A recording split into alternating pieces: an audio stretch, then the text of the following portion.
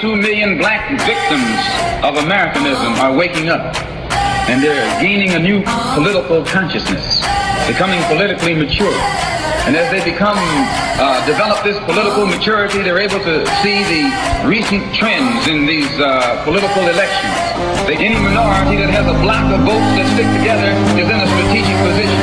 Either way you go, that's who gets it. You're in a position to determine who go to the White House and who stay in the doghouse. You're the one who has that power. You and I have never seen democracy. All we've seen is hypocrisy.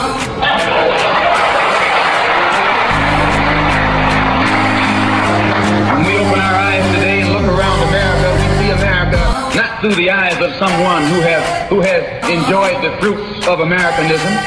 We see America through the eyes of someone who has been the victim of Americanism. We don't see any American dream. We've experienced only the American nightmare. We haven't benefited from America's democracy. We've only suffered from America's hypocrisy. And the generation that's coming up now can see it and are not afraid to say it. And are not afraid to say it. And are not afraid to say it. And are not afraid to say it. And are not afraid to say it. And are not afraid to say it. And are not afraid to say it. And are not afraid to say it. And are not afraid to say it. And are not afraid to say it. And are not afraid to say it. And are not afraid to say it. Welcome, welcome, welcome. This is Black Westchester Presents the People Before Politics radio show every Sunday 6 to 8 on INTHEMIXXRADIO.com, giving you that real talk for the community since 2014. This is episode 197, eking up closer and closer to that 200th episode. Woohoo! Yes, yes, yes, which is going to be January 27th. We're doing it big. We're going to be on an extra hour. We're going to have some special guests. Who are some of the special guests coming? That's the word special. Surprise. Surprise. Yeah.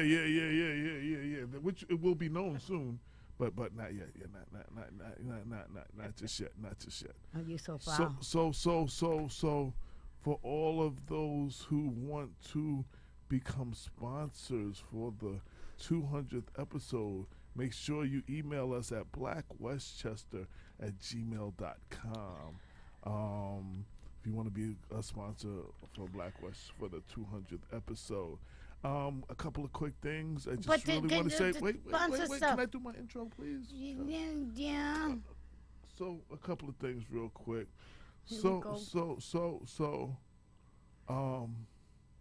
I'm starting this new journey. I'm just going to announce it on because everybody knows who knows me. So I think like it's important sometimes, we get stressed out, and we allow, and especially what I do. So, I felt it was important to get healthy mind, body, and spirit. So I'm on this little journey right now,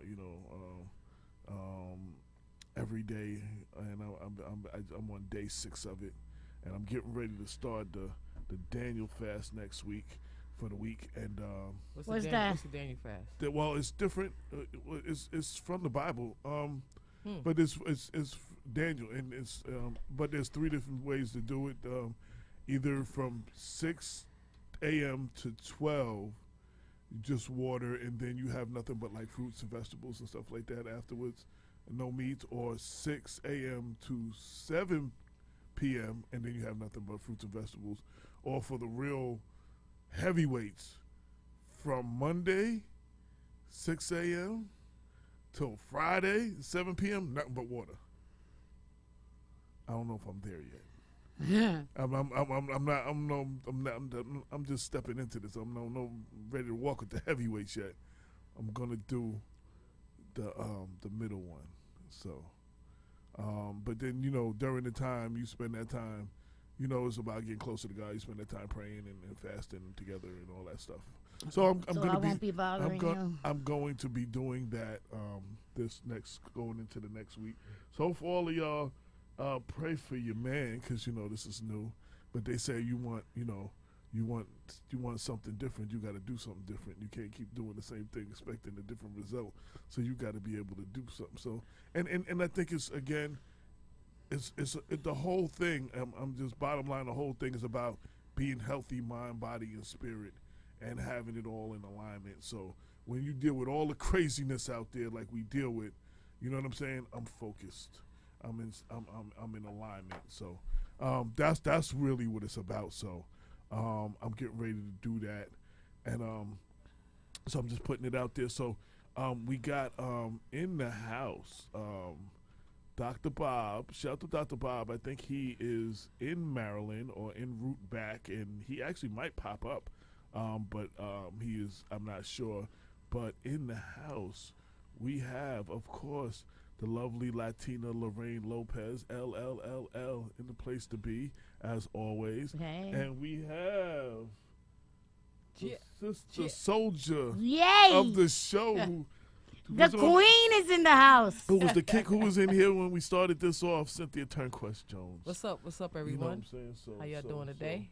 In the place to Two be. before politics. Black by popular demand. Damon K. Jones is actually supposed to be in the building today.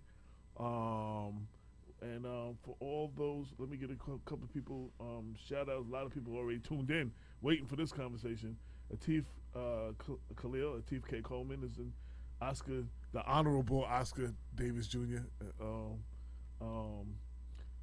Michael Bullock, Don Starchild Moore, Uncle Frank Trulio, Donna Nolan said, hey guys, Paul Anthony Cuesta. Okay, I'm going to get that. Cuesta is tuned in. Starchild in What's the house. up, Paul? I'm back. Kimberly Collins, Maisha Sarah is on the check-in. I think she might actually be on coming up later.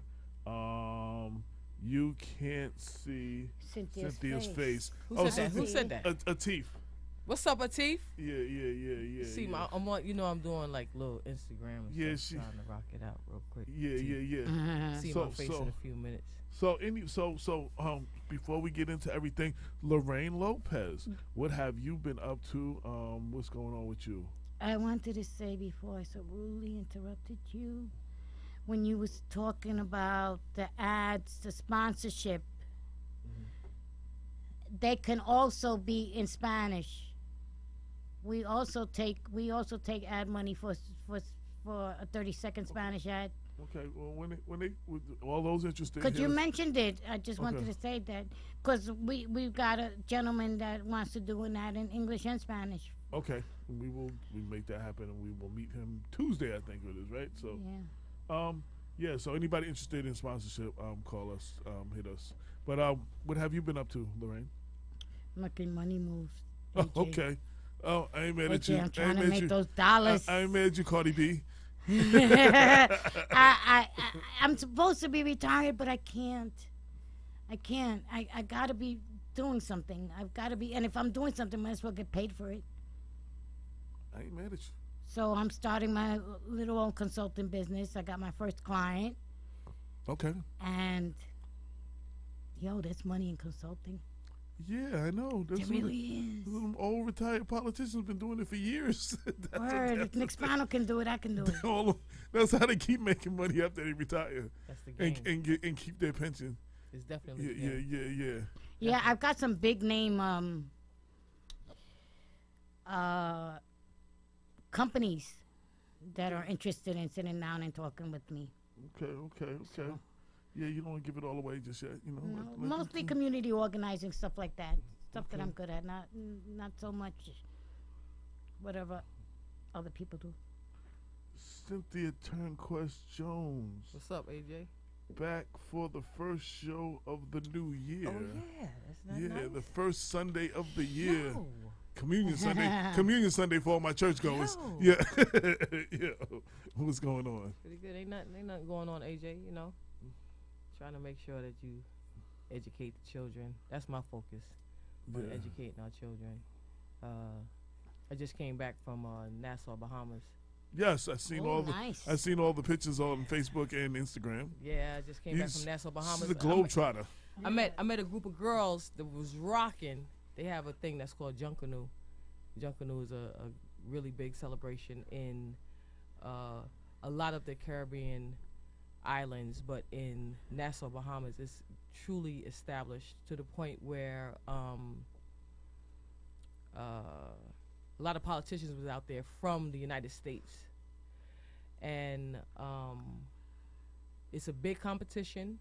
It starts Christmas night, and it goes into Boxing Day. Boxing Day is the day after Christmas, and so we party. That's what it basically is. We party from 10 p.m. I party from 10 p.m. to 5 a.m. Yeah, I seen your outfit. You had what was the day when you was what was you wearing? With the thing. And the, yep. Yeah. I got dressed up. I was down. Shout out to my cousins, the music makers that are in Nassau, Bahamas, and we didn't win because we got disqualified because of it. We got disqualified because because you have to have a certain amount of participants. And so when you do the first lap is 90 minutes. 90 minutes of straight partying, right? And then you have to do a second 90 minutes. Wow. When we got to the second 90 minutes, it was around 2 o'clock in the morning. They was like, no. So a lot of people dropped out. But that's all right. We still have fun.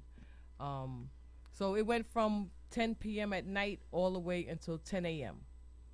And then they rocked it out again New Year's. Nice. So, yeah. Oh, you spent New Year's there? Nah, I came back. I had to come back. I had to go hang out with my mom and pop in Florida. And then I came back. And she didn't even come back here. She went to Florida. Yeah, You're right. Florida She is first. a globetrotter. Yeah. Yo, because the last time she came through here, then she was in Brazil. Like I was just going to say France. I was in Italy. But the Let Girls Learn. I was in Belize. Belize, yeah. Oh, I was wow. in Belize doing Let Girls Learn in Belize. And then one of my purpose of going to the Bahamas was to find a group of girls who I could do Let Girls Learn with in the Bahamas, and I found them. Okay. So they rocked out with me during Junkanoo, and they're hungry. You know, our girls are hungry to learn.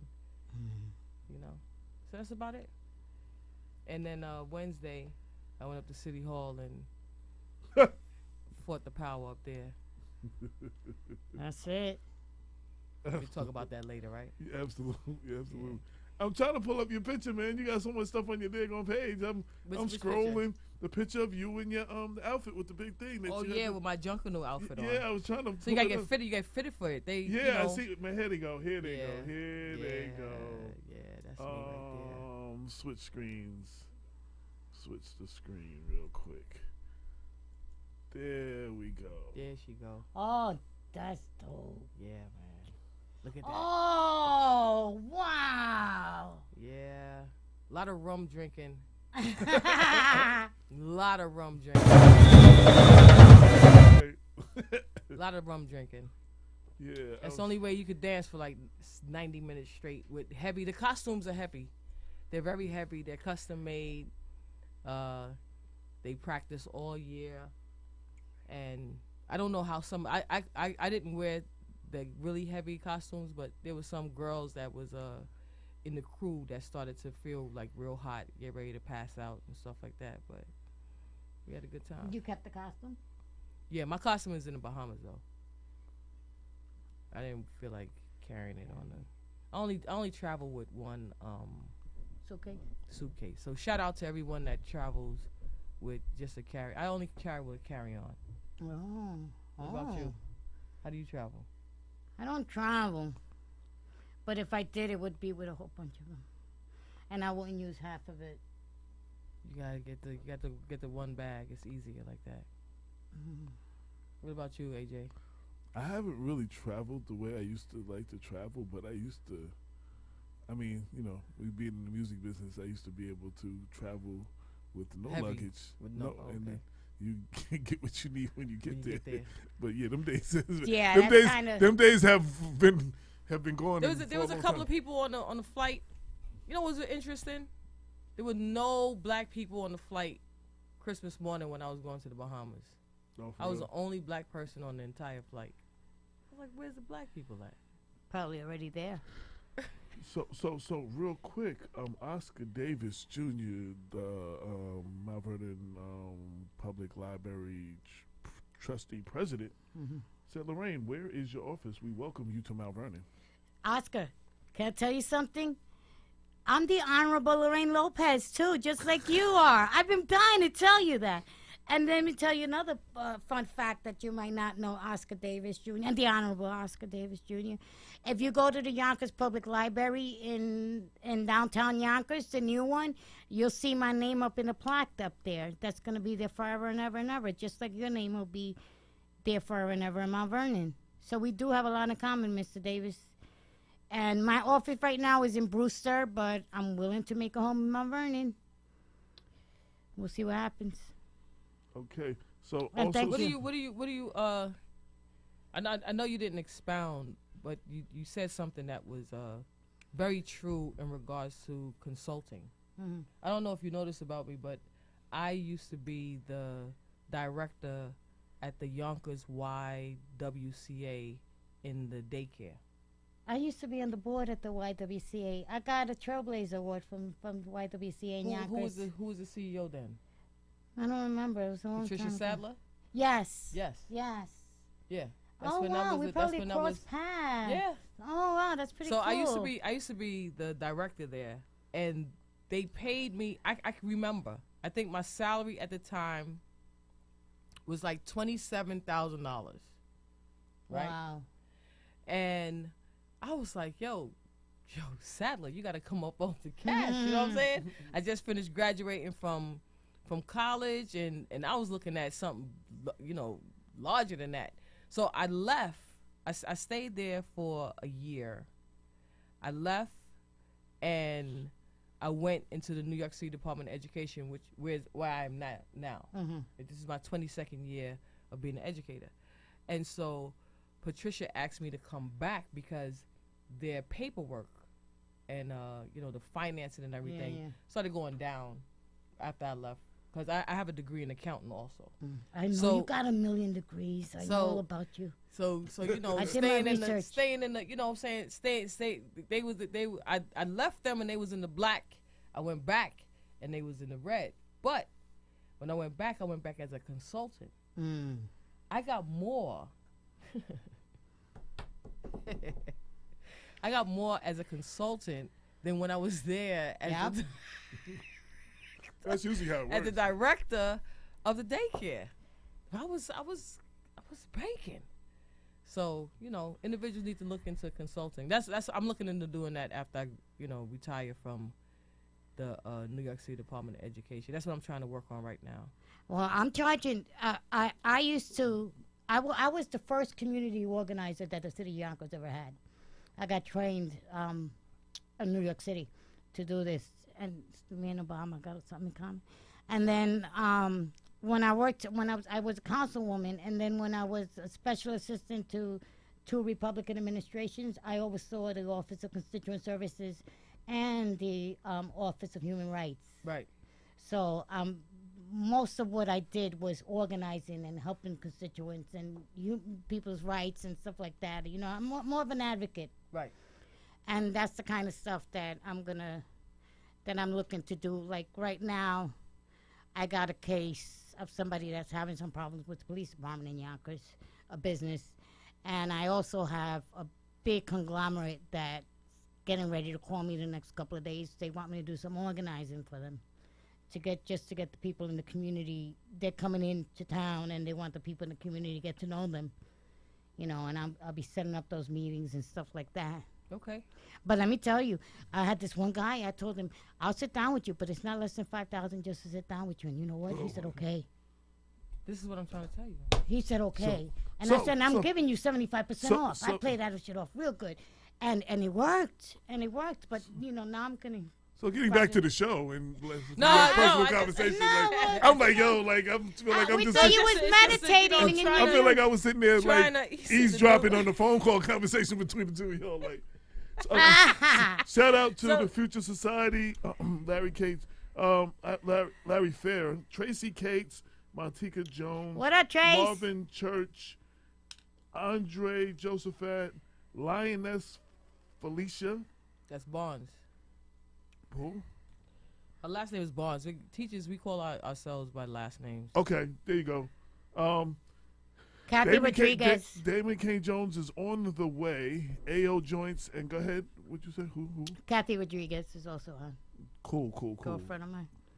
Cool. Shout Omi out to Medina Sr. is on. Lynn Woodley, Carrie Bittner. Is that Bittner? I hope I pronounced that right.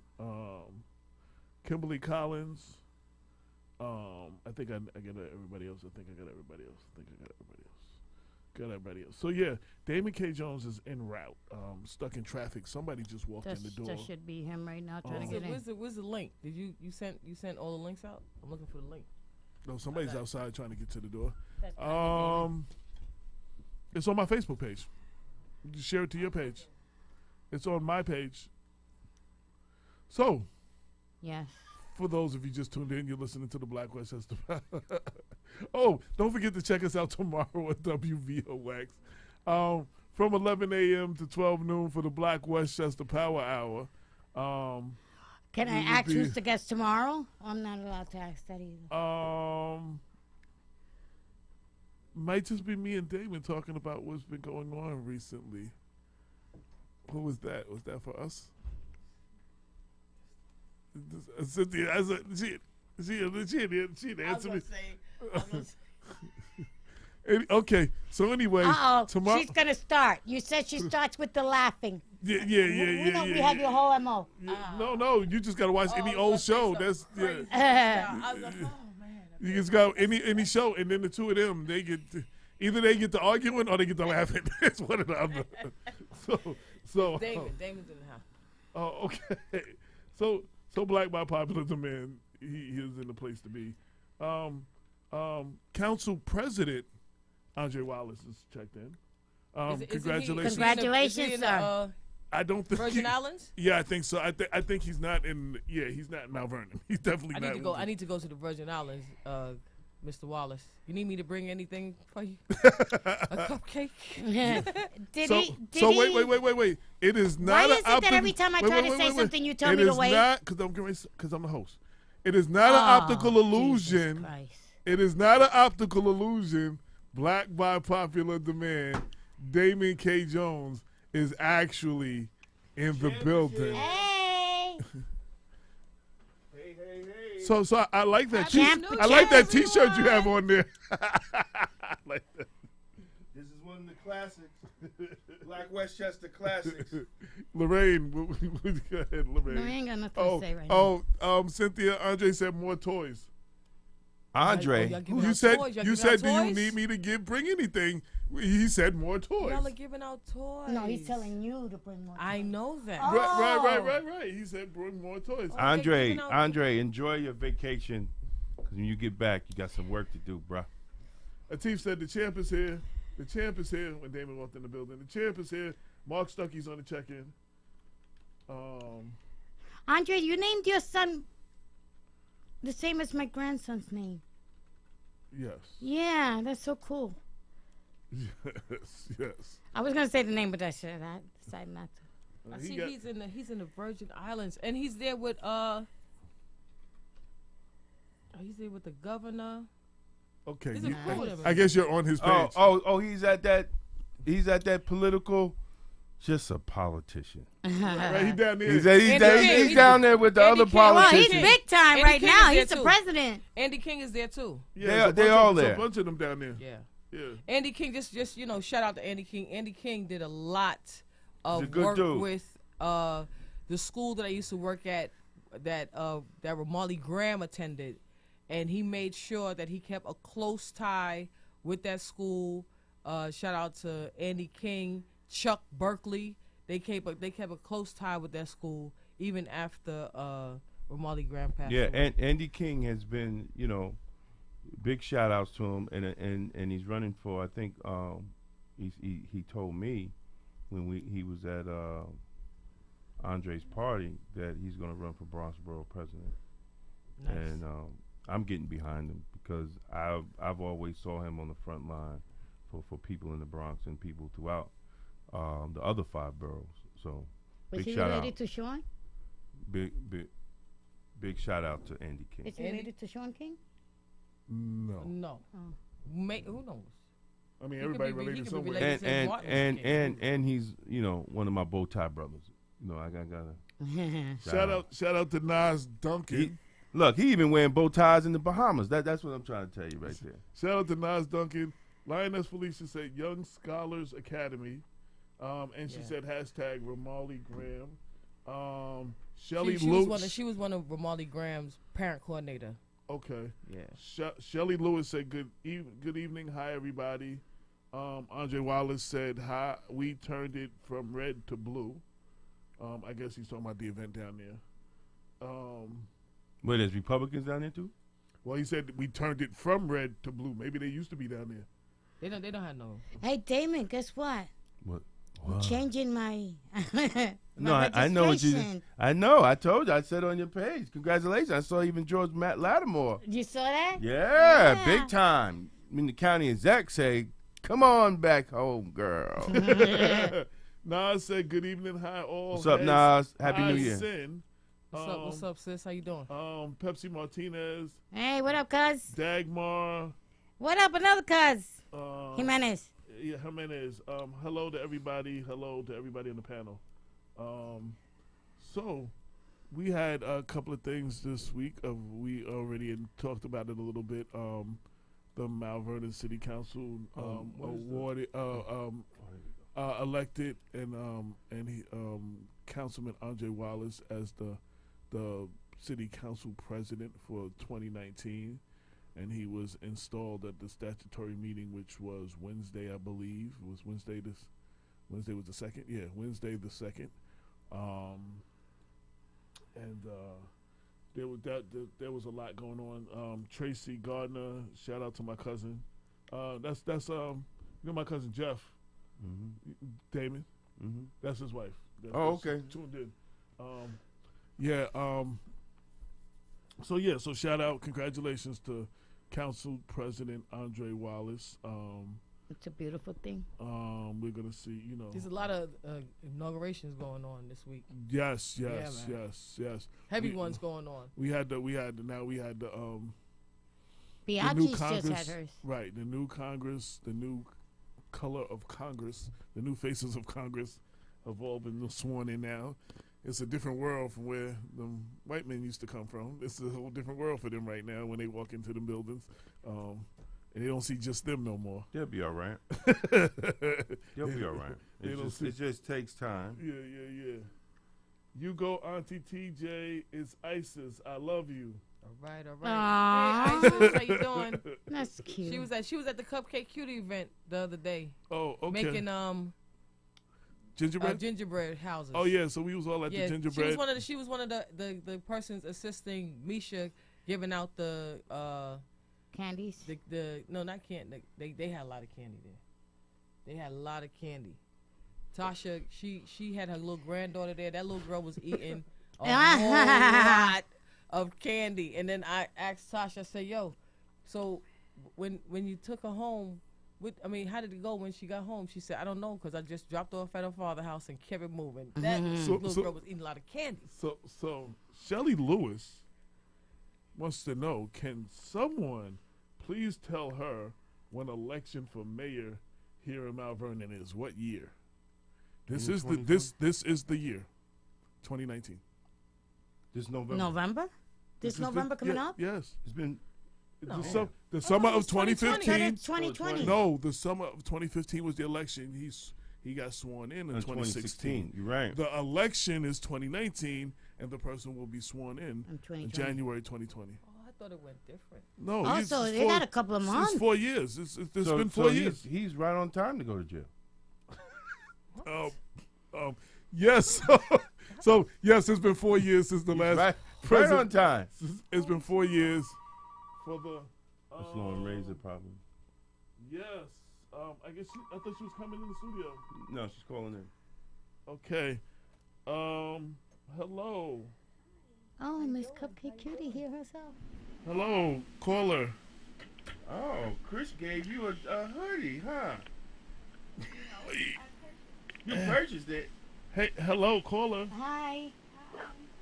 I'm not hearing. I hear a lot of highs. This is Lauren Razor. Hey, yeah, we were saying hello to you. Yes, hi. I didn't know who was saying hi because I have to tune in. I'm trying to get online to see everybody, but I don't know if I'll be in time. You're gonna have an echo.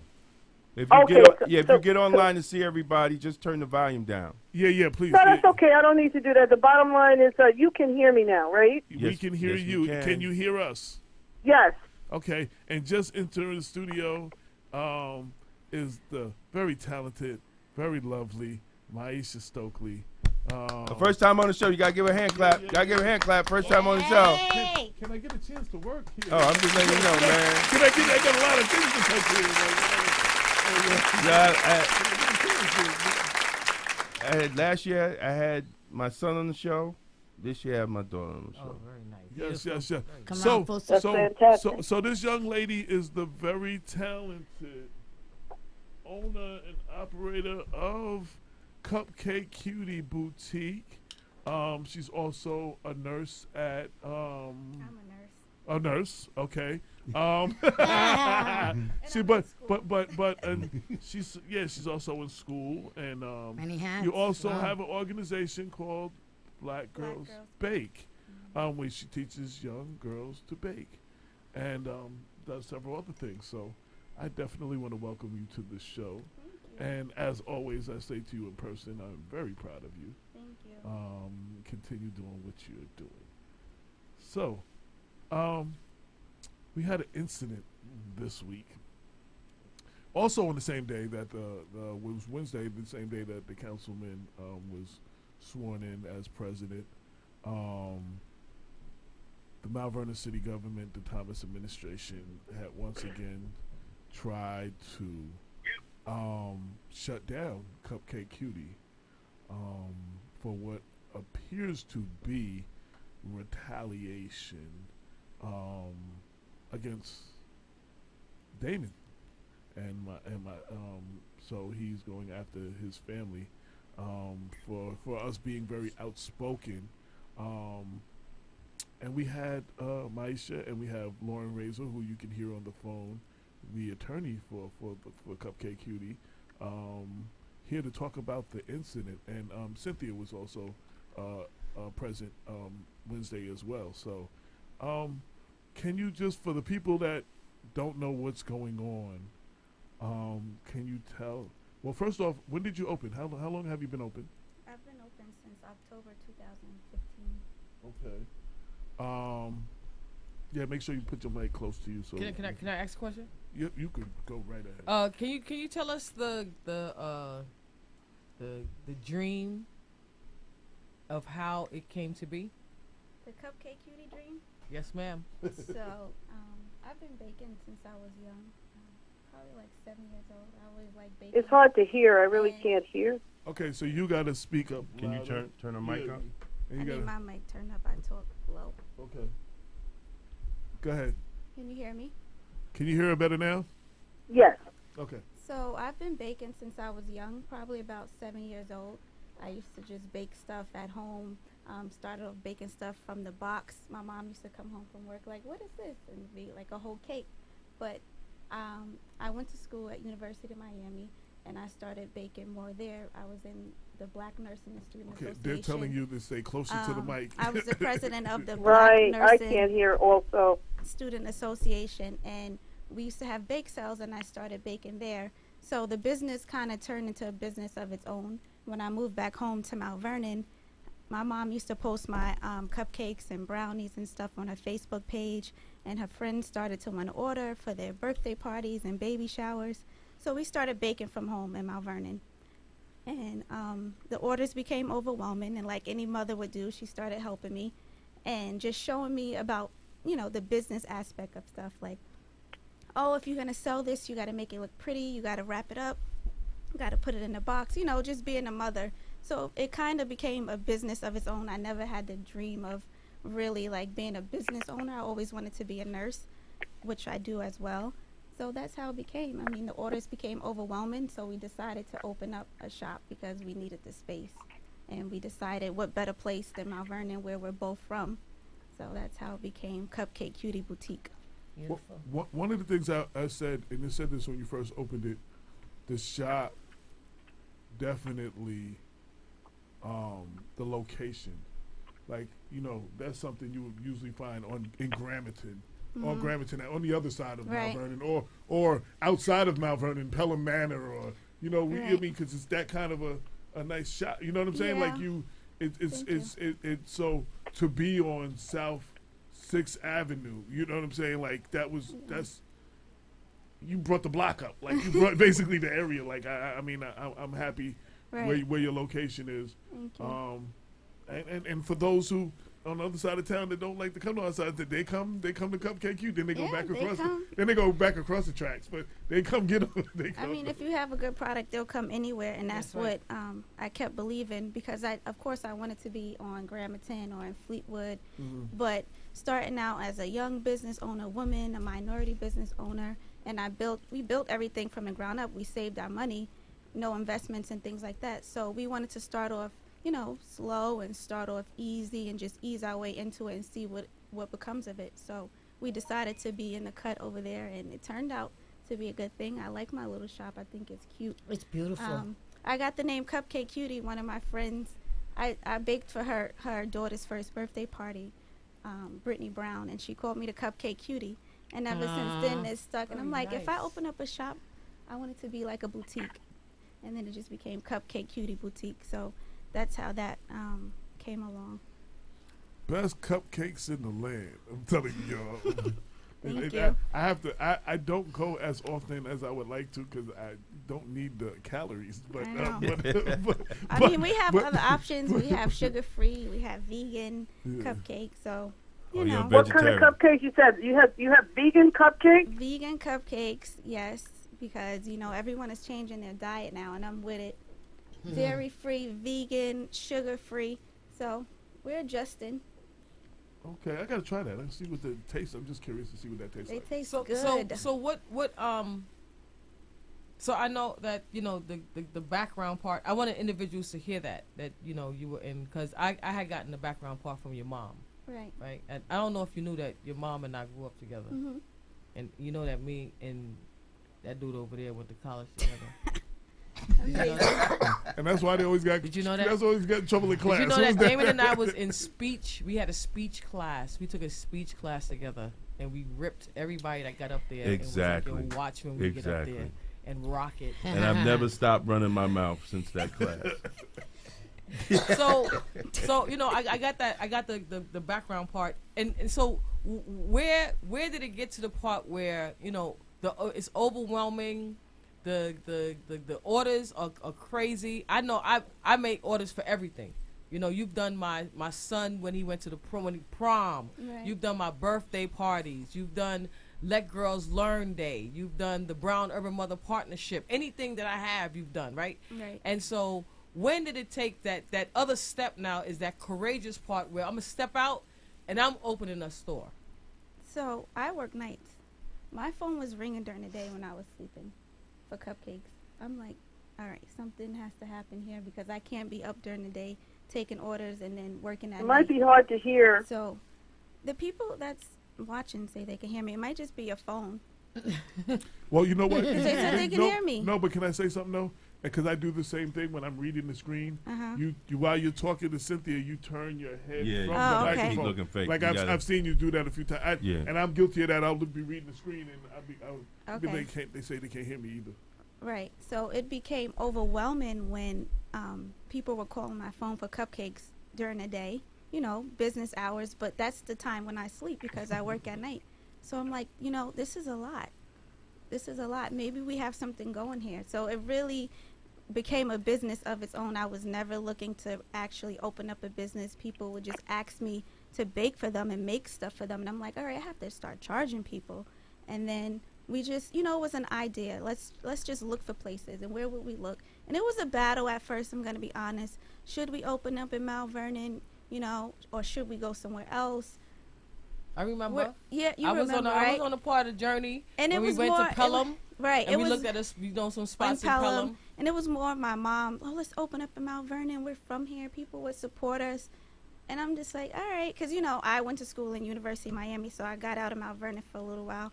I got to experience what life is like, you know, outside of Mount Vernon. I'm like, you know, we should expand our horizons a little bit. But then at the same time, I'm like, Mount Vernon is a good place, and it's up and coming, and we do have a lot of supporters here and a lot of love. So that's what we chose to go with. We chose to open up in Mount Vernon on this little side block. And it's been going really well. Since 2015, everything has been beautiful. My dream has become a reality, and I never realized I would have so much support. Like even today was a good day. So many people came to the shop to show their support and just to pray and tell me to keep pushing forward. And I'm like, wow, like who are they? They don't even know me, but they know the community and they know what they want to see in a community. And this woman came in there and she basically had tears in her eyes, and she said, you know, I'm so happy that you're fighting for what's right, fighting for what's yours, because I don't want any other young entrepreneur from Mount Vernon to be discouraged. She's like, what if someone else is, you know, scared to open up? This would make them not want to open up in Mount Vernon. And there's so many talented people in Mount Vernon. My friends, you know, I went to Mount Vernon High School. Let me just interrupt for 1 second there. Only saying that because a young man who was in my office this afternoon was inspired because he said he wanted to go and see if he could get a food truck or whatever the system was to try to get a license for a food truck. So, and he thought that Mount Vernon was he's a millennial, Mount Vernon was a viable place to start a business. So, Maisha, you're on the right track, and this is exactly what we want. We want some of the millennials to come up here. They certainly do it in Silicon Valley. You have young people creating Facebook and various other industries. We can have the same thing in Mount Vernon, uninterrupted, of course. Absolutely. I wanted to say, too, you don't understand how, when you talk about support, there were two things that struck a nerve recently. When the city tore down, and Cynthia can speak about that one, too, tore down the tennis bubble at Memorial Field for the tennis center. A lot of people were very outraged. And the second thing that people were equally or more outraged was the attempted closing down of your shop. And that's where several people who were standing back and basically wanted to give the administration a chance, they were like, oh, hell no, now they've gone too far. It was like the match that was struck in a lot of people that made them step up. Jesse Van Loo credits it like the reason when that happened, he said, I have to get involved and I have to start doing something. And him and the chief ended up starting Save Mount Vernon and having the rallies and stuff. It was seeing what happened to you that was like the last straw for him. And he was like, I can no longer sit back and not do nothing. So a lot of you even on that level, you've inspired people. Like you've been, you know what I'm saying? Like just that fact that it happened, they were like, oh well, you know what? Now you've been going too far. Right. You know what I'm saying? And that's so. I got a lot of that from people that were supporters of the administration that you know didn't want to hear nothing negative about them, and they were like, okay, you know, okay. Well, I just want to interrupt, and only quick interruption about the tennis court. That was the most unique part of Mount Vernon. That there are people in various towns, Bronxville, Scarsdale, all over the place, wish they had one of those tennis courts with tennis bubbles where you can play overnight. This is a town that had that, and that was major. It's major. Right. For athletes, it's major. I'm a tennis player, so. Right. So those Do you play tennis, Lauren? I did. I did. Okay. I go so way back, I can't even tell you who autographed my sneaker. Althea Gibson, which you may not know who she is, but she was one of the first black tennis players to win the U.S. Open.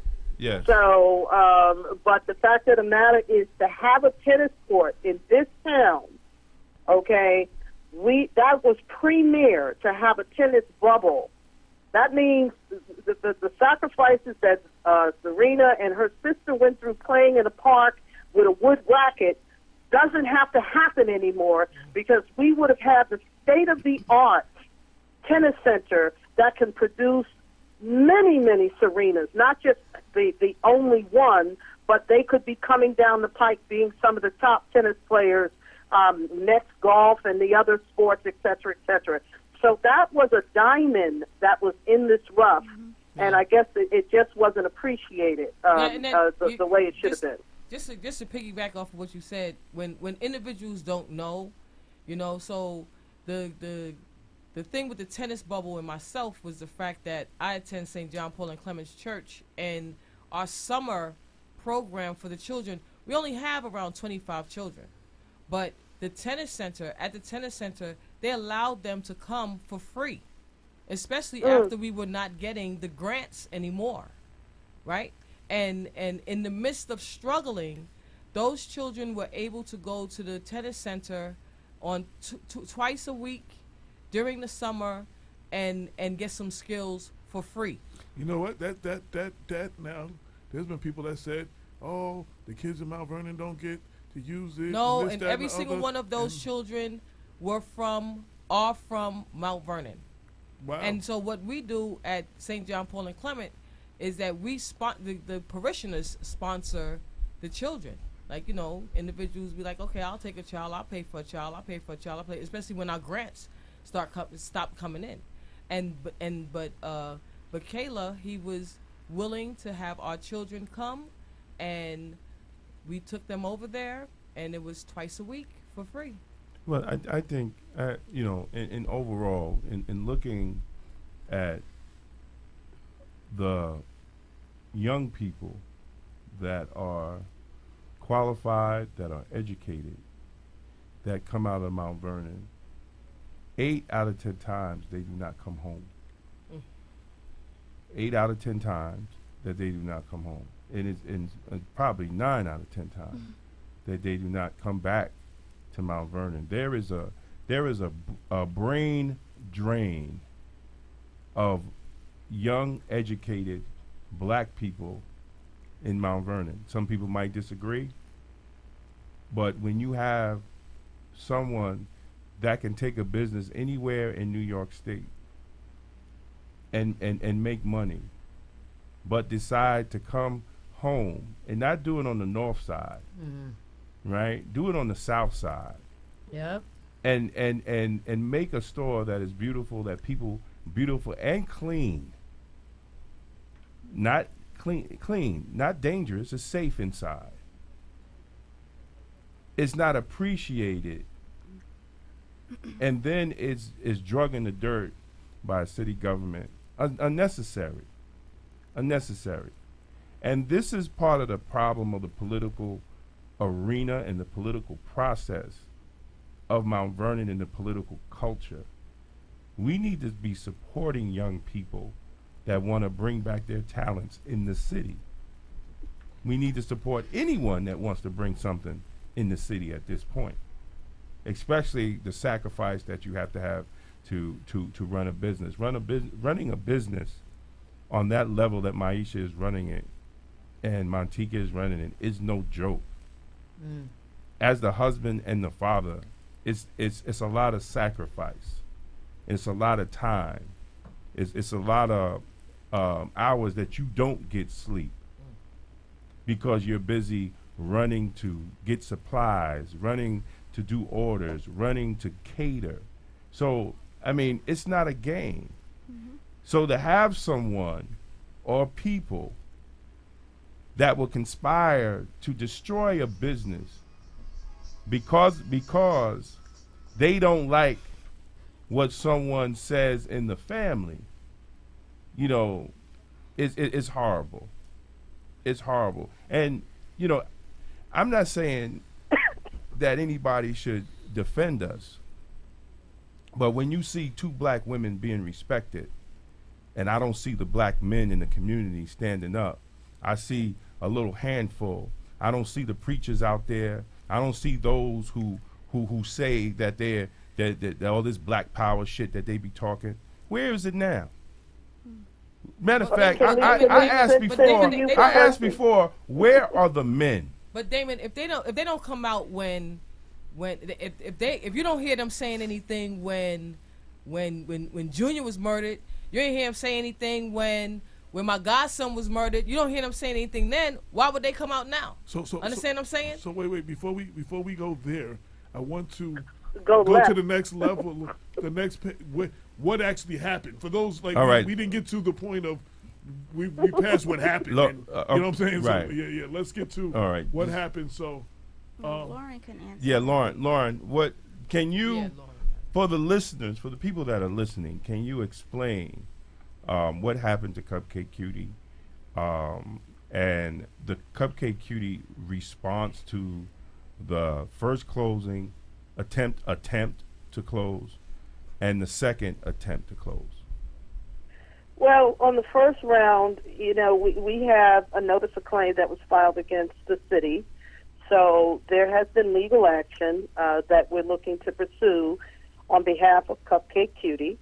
We believe that the actions by the mayor and this administration has been retaliatory in nature. That is our claim.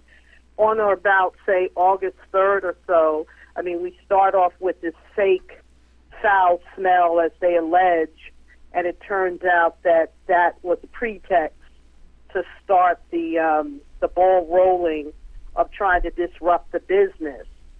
It turns out that the employee who basically indicated that they were sent there for whatever reason and he didn't really know, and there was never a foul smell or anything like that. He has since been fired, and unfortunately he's been fired, and he has filed a case against the city of Mount Vernon. The attempt on, everything has its nexus. The foul smell allegedly was on a day in which it was July 17th that they came into the shop to claim that there was that issue. That was the same day that Joe Spezio's contract was canceled. Well, it was canceled before that, but it made the Low HUD news on July 17th. That same day was the day that Mr. Troy Grant came into to Cupcake Cutie and began this thing. Okay. I believe the facts are that Damon was on a panel. I believe it was August 3rd or something to that effect. I was the moderator of the AG, the Democratic New York AG debate. Correct. And what I believe happened shortly thereafter, either August 3rd or August 4th, was the day that they came in and attempted to shut it down. That was the next day or either the same day that Damon was at the county moderating the issues with the Attorney General. On or about August 3rd or 4th was when they came into the store to attempt to fully shut it down that day. And can I just say, yes. Why that's an issue, going a couple of months before, the New York State Attorney General arrested and arraigned the Mayor Thomas and charged him with several charges of corruption. Why that has any significance of him being on the panel? It all has a bearing, but what I'm looking at specifically is that Low HUD or whichever newspaper came out on July 17th reporting that they were shutting down a waste management, a carting contract with Mr. Spezio. That same day is when this Troy Grant floated over to Cupcake Cutie claiming there were issues regarding a complaint, which he says he admittedly indicated that he was sent over there. It really wasn't anything. The addresses were wrong. So that's where the harassment began. So from there, when Troy Grant came, shout out to Troy Grant. He's one of my fraternity brothers. That's one of my fraternity brothers, Omega Psi Phi. So when Troy Grant came there, is there like a call? Do you make a call when you want to report that there's some kind of foul smell coming? Without we have, like I said, there's a notice of claim that's on file that has all the documents. I don't want to go specifically over every detail of the case because I think we have others to talk about. But specifically, he was over there because of this innocuous claim or this so-called a reported claim where there was no individual that, that reported it. It was an anonymous claim. Let me just use those words. An anonymous claim from somebody, which was reported at the wrong address. It wasn't the same address that Cupcake Cutie, where their establishment was. All of this took place. There were other statements, but it's in our notice of claim about what is attributed to what the mayor said on that day. Made some comments, let's get some cupcakes, derogatory, like you're aiming at Cupcake Cutie. All of these we believe will be able to prove that's not our issue. This is how it started. They took no action between August, the August 4th or August, and say last week of January 2nd.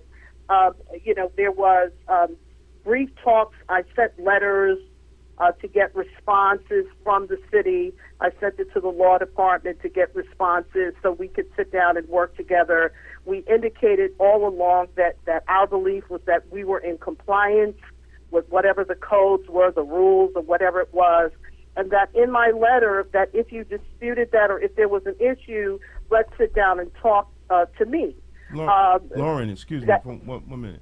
You noted that you sent letters to the law department. Did you receive any response from them? No. Okay. No, and several of them were hand delivered. I want to. So, when this happened, and they went to close down, I want Maisha. So now you're being told your shop is going to be closed.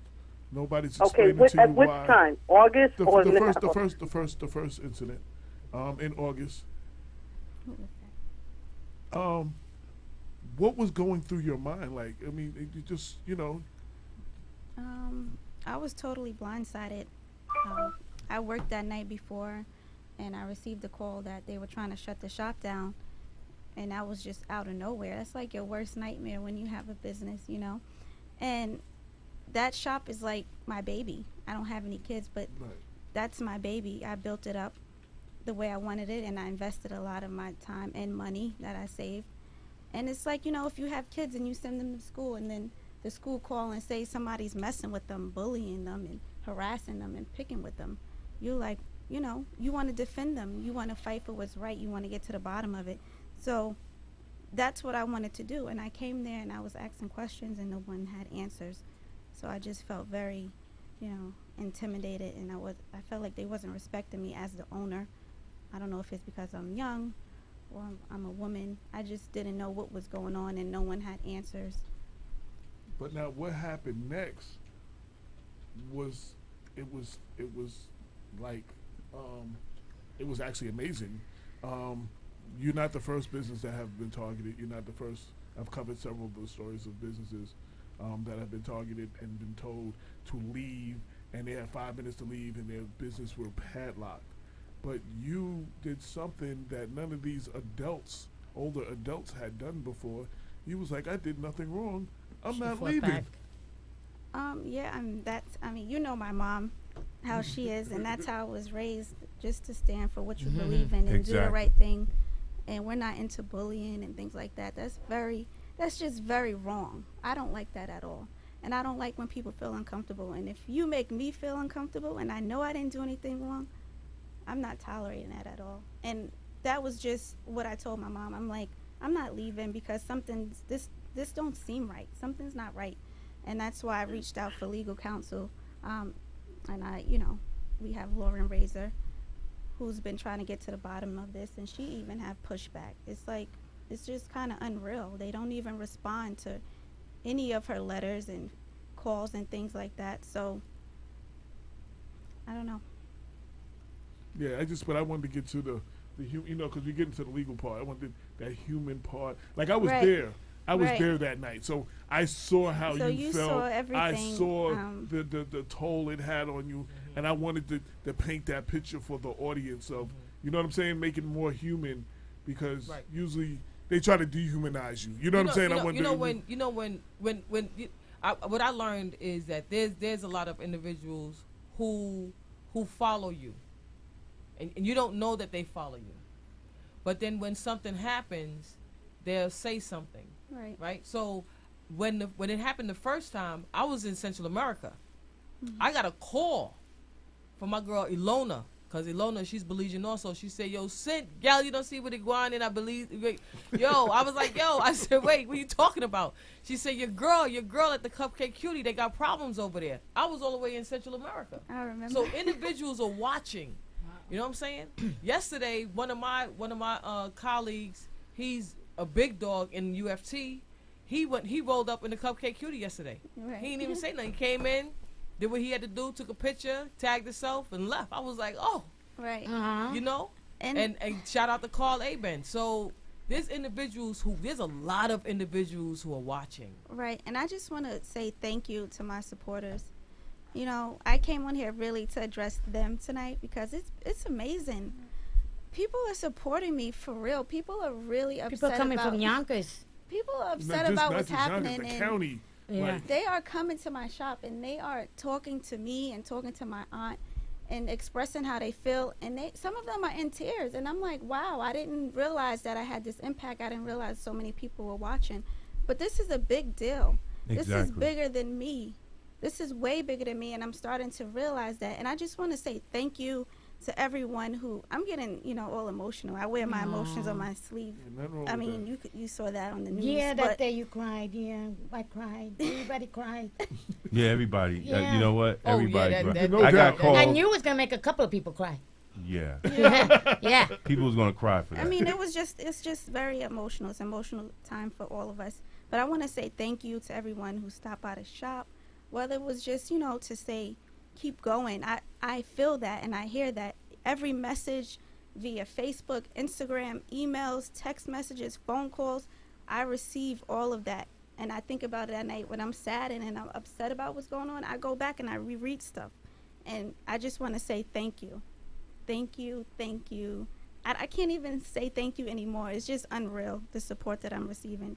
And see, I also wanted the people to hear that, because I noticed, I do social media, so I noticed and I watched the people who came through who are not political at all.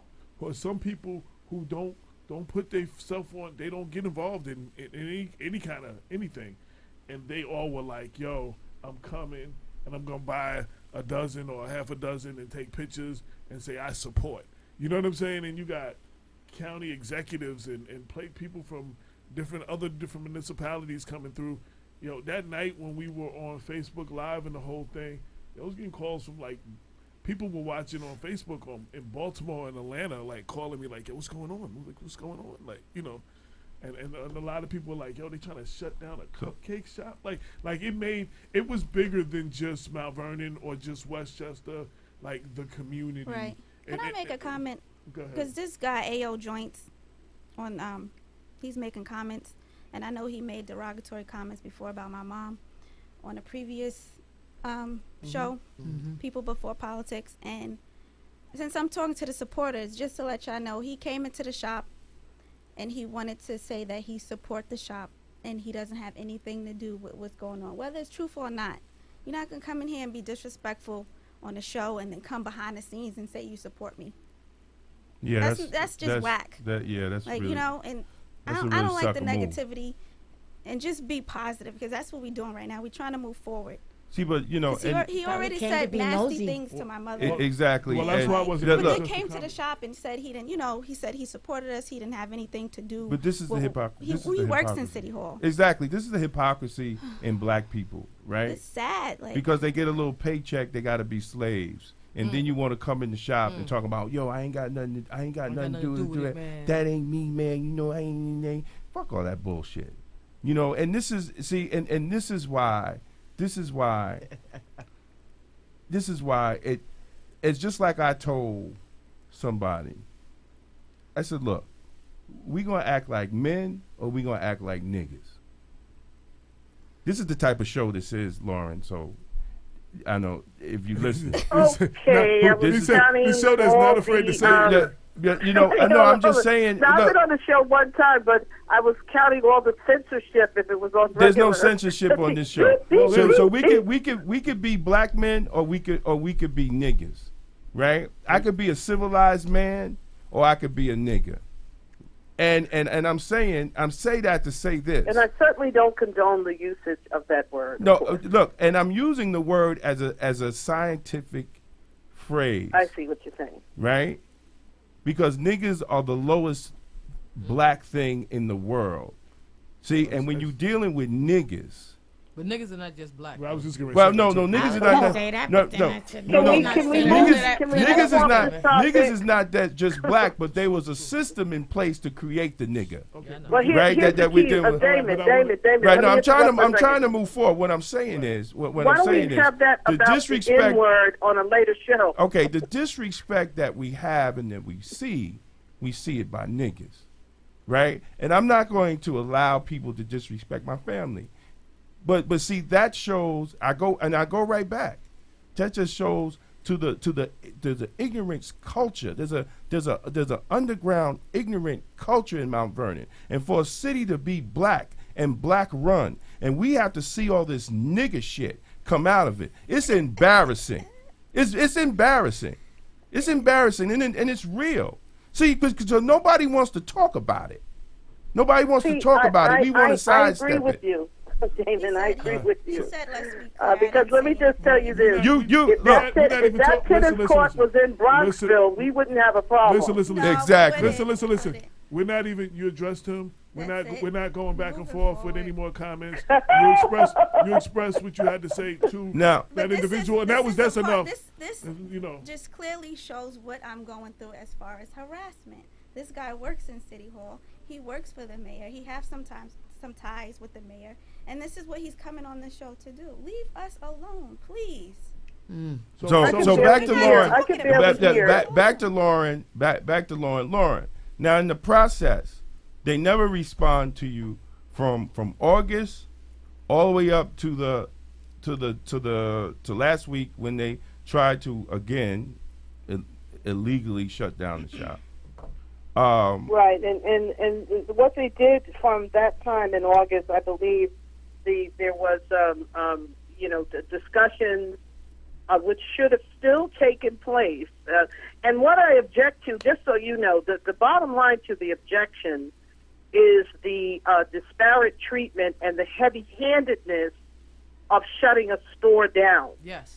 That's not necessary Yes. when you're in talks and you're speaking to my clients and you're asking and they're doing all of these things, because nothing can be trusted that's coming out of 1 Roosevelt Square. You can't even trust a negotiation or talking or what they're saying, because within the next the turnaround, they're looking to shut the place down completely and do some things that we now have discovered that had we not been in court on Friday, they probably would have completely shut down Cupcake Cutie. And, there is a higher power that works. And, it worked on Friday. So, so pretty much we believe our position is that we have complied and provided the documents from the Department of Health, the fire department, all kinds of agencies have put up certificates of no issues and all of this other stuff. Mount Vernon is the only entity that continues to go down this road of whatever they're trying to do, which we don't believe has anything to do with the shop itself, but with the attacking the family of Damon Jones. And because of the dates, how they lined up, July 17th, Mr. Spezio's contract was canceled. It was in the papers. And the same day, Mr. Grant comes over to Cupcake Cutie. Those are not just coincidences. So I believe they were planned. You took my business, now I'm going to take your business. Exactly. I believe that can be. We'll prove that in our case. All right, so I want to move going further that evening, because a lot of things have been said and there's a lot of misinformation, and that's what I want to get to. So basically, there was some sort of standoff, and a lot of people were told that you were closed, and a lot of people. What happened that night? I mean, going into, we were all there. First, let me just say, I got the call because I was with Damon. We were doing the newspaper, putting out the paper. We got the call. So, of course, we went to go see what was going on. My point, my perspective point is there's been a lack of due process. You're family, and even if you weren't, though, because other people weren't family, I have a problem with due process. Even if someone is guilty for everything that you said they're guilty of, there is a process on how you have to do what you have to do to remove them, to close their business. There is a due process. So if these people are doing what you're saying you're doing, and you're illegally violating their rights, now we got to pay them.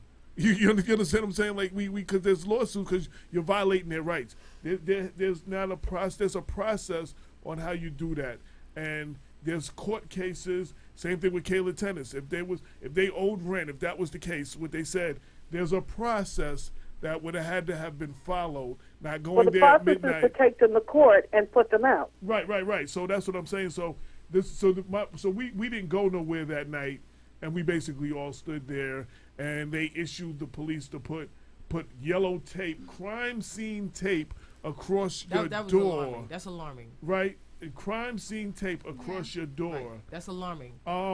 Like there's an act of crime here. Yes. Like, right. Yes. You know what I'm saying? Right. And then threaten people, your customers, because then now this I can speak to because I was there. Mm-hmm. Threatens your customers that they would be arrested if they tried to enter the business. Right. And then any of us that came out, we would not be allowed to go back in. So I just wanted to get to that point and get some of the facts out there. Can you speak a little bit more on anything that you want to add to that? I mean, it's pretty much we are operating. We were operating under a temporary certificate of tenancy. We're looking for the permanent certificate of tenancy, and that's pretty much it. We believe we've complied with everything that the city has asked for. I'm looking at the minutes from the court proceeding, where the judge pretty much wanted, and I'm just looking at it now, the judge pretty much suggested to the lawyer that was representing the city, when I asked, my understanding today is that the city is going to provide in writing a temporary certificate that extends to January 10th, which is true. The judge said, with respect to the signage that was placed on the window, this is the recent one. This is what happened January 2nd. Right. They put up the red sign, hazardous, dangerous condition. I'm reading from the court. The court, it says, with respect to the signage that was placed on the window of the store by the city with the issuance and the extension of the certificate of tenancy, either the city will take down that sign, or the city will authorize the petitioners, which is us, to take down the sign so that they can reopen their business. Okay, let me stop you right there. I was trying to get things in order because that's the thing, people don't know what's going on. So that night they said you didn't have certain things, right. and an agreement was made that you would stay open for the weekend and y'all would go see them on Monday. What happened from then? Like y'all were supposed to have done a few things. What can you speak to that? Well, no, I mean, I believe there was, the city had required, which we're not clear on why, but they have required an architectural drawing. We provided on January 2nd. They came into the store January 2nd. We know that the architect, they can't be made overnight, so we weren't holding up the architectural drawings. The architect produced the drawings on the same day, which was January 2nd, that was taken over to City Hall and brought to them. That's a requirement that we don't believe we really need. They will have to tell us why we need it, but we provided it anyway. Okay. And the fact of the matter is, we believe once that was provided, there was no need. First of all, there's nothing there that says that the premises is dangerous and hazardous. Yeah. Okay, so the judge said take it down. That's number one, and I'll get to how we got to the judge. So the certificate or the architectural plans were given in. They were stamped in. We know they were stamped in. And then that's January 2nd. January 3rd, we believe they were supposed to come for an inspection. We were told that they were going to come for the needed inspection. We have been open for them to come to inspect since August. So now you come. Well, see, you that's don't why come I was trying to deal with August up, and you keep going. You got a temporary. You got a temporary. After that first time, yes, because I'm trying to go in order. Another temporary certificate that expired December, so they were supposed to come and inspect. Okay, so they can give us a hello? permit. Right. I'm trying to get to. Huh? Go ahead. All right, I Answering can't. all the legal stuff. Okay. Yeah. I'm not. Lauren, let me. Yeah, go ahead. I just We wanna had a clear my temporary name, certificate the of bottom line is I tenancy. didn't have any violations. Okay, I never and that issued any was violation. signed off by the city. Right. So that wasn't an issue. There But was one. I just want to make it clear. I'm not going to go over the case like this. No. Let me just get my facts out first. Okay. Okay, because I don't want the interruption because I'm going through this the way I believe we should go through this. Okay. They issued a temporary certificate of tenancy. There were meetings at City Hall. They wanted to have an architectural drawing. We provided on approximately, I believe it was January 2nd, we provided the drawings. Another drawing. On January 2nd, they 2015. put up the red and white sign indicating that they're attempting to close the place down because it was hazardous and dangerous. And then 2 days, the next day, after they received the architectural drawings, January 2nd, they were supposed to inspect. They did not do that. So that is why we ended up in court on January 4th, because they did not give us a certificate of tenancy. In addition to that, they did not come and inspect. So we weren't clear on what their plans were, and that forced us into court. And that's how we ended up in court on January 4th. Oh, okay. So I just want there's some points that you went over and make clear that there were two appointments. The city made two appointments to come and inspect. Correct. Correct. And they That's failed. November 30th was one of them. Right. Too, And they failed to come on two appointments. What? Can I ask a question? Yeah. 'Cause for people listening. Right. So, how do they go about an appointment? Do they call and say we would like to come in and do an inspection, or do they send a letter? No, one appointment was negotiated through Council President Andre Wallace. The second was negotiated with Council President Andre Wallace, Chief Zadie, and Dan Jones. And the last one where they never showed up. Where they never, when we all was waiting out there. So for individuals who are listening, right, and actually believe that Cupcake Cutie Boutique was in violation, the understanding is that in August, from August until now, there was never a permanent tenancy certificate given. Right. Right. And no, it was not. And the lawyer for Cupcake Cutie Boutique was not only mailing letters, but taking letters over there by foot to ask what next. Yes. And that wasn't answered. Right. No. Poor business management. So it forced us into court on January 4th. And we went before Judge Susan Kakesi. She was pretty much familiar with Mount Vernon because of, I believe, the case of OK Freddy. I believe that's his name. This judge was familiar with something that similarly happened.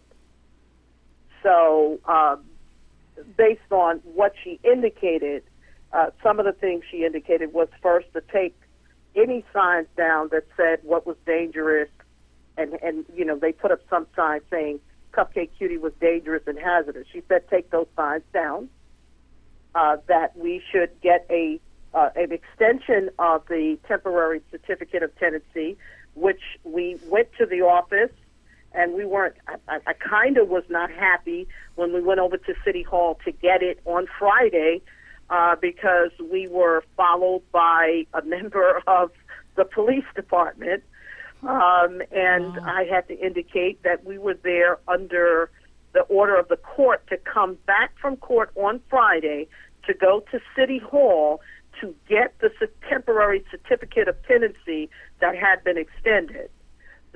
I don't believe there was any need for the police officer to follow myself and the family around City Hall. Again, we're talking about heavy-handedness in terms of these very tactics. heavy-handedness. I mean, he followed us up to the buildings department. He stood there, and literally, as I'm former corporation counsel of the city of Mount Vernon, and he followed us down into the law department's office. So we had police that was one police officer that was stationed there wherever we went, which is insulting because we were there based upon the court telling us after the court proceeding on Friday, go back to the city and have them extend the certificate of tenancy. So yeah, you know, that was pretty much unbelievable. So here's the thing. On Wednesday, they stipulated that we're going to come and do an inspection.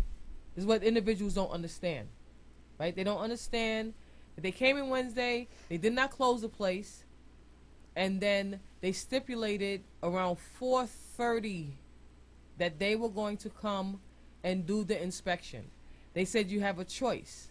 Would you like the inspection for today, the Wednesday, or for Thursday?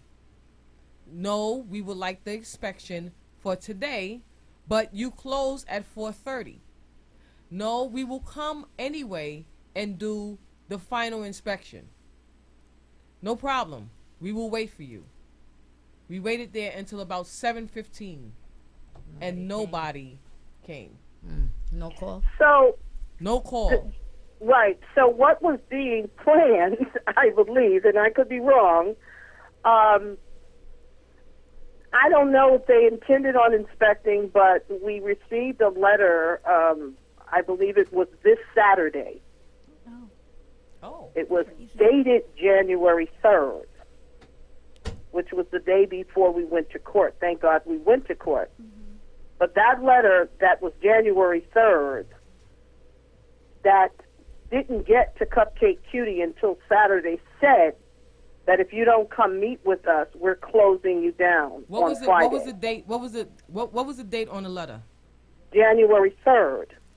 And they went to close them. How would we ever get a letter dated January 3rd? Let her say what she's saying. Say it. How would we ever get a letter dated January 3rd for something that's going on January 4th?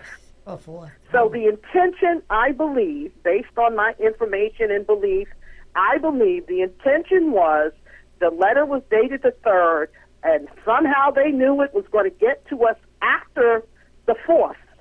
And then they would have said, we sent you a letter, and then, boom, the chains were on, and they would have shut Cupcake Cutie down. But with the speaking to the family and working diligently Thursday night, we went to court Friday morning, and thank goodness that we were able to get the decision from the court that allowed the store, to remain open. And I'm even not sure if it was even closed, because there were discussions that it was open, it was not open. In the public, they're saying it's closed. Behind closed doors in meetings, don't worry about it. So you had a different conflict as to whether they even closed or opened the store. So we had to go to court to get it clarified as to what was happening. But the letter was received Saturday. So unfortunately, had we not gone to court, they would have put the locks on, I believe, Friday night. So the interesting thing about the interesting thing about mail in Mount Vernon in particular, is that if I put something in the mailbox tonight, it is guaranteed that you will get it day after tomorrow. Okay. If I put something in the haven't mail, had that if I put experience something in yet, the mail, but good. the mail in Mount Vernon travels very quickly. So we're talking Mount Vernon to Mount Vernon. Yeah.